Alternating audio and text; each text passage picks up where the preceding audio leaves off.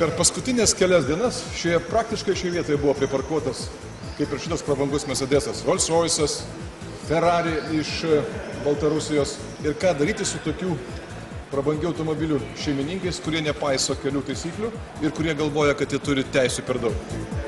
Matyt, tankas yra geriausia priemonė.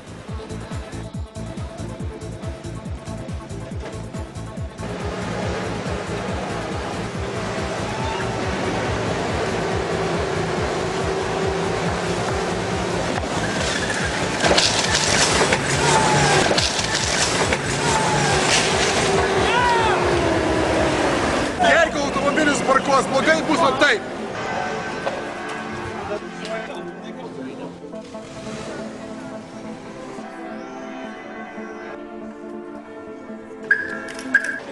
Sveiki, kitą kartą laikykitės kelių taisyklių. Pasistengsiu.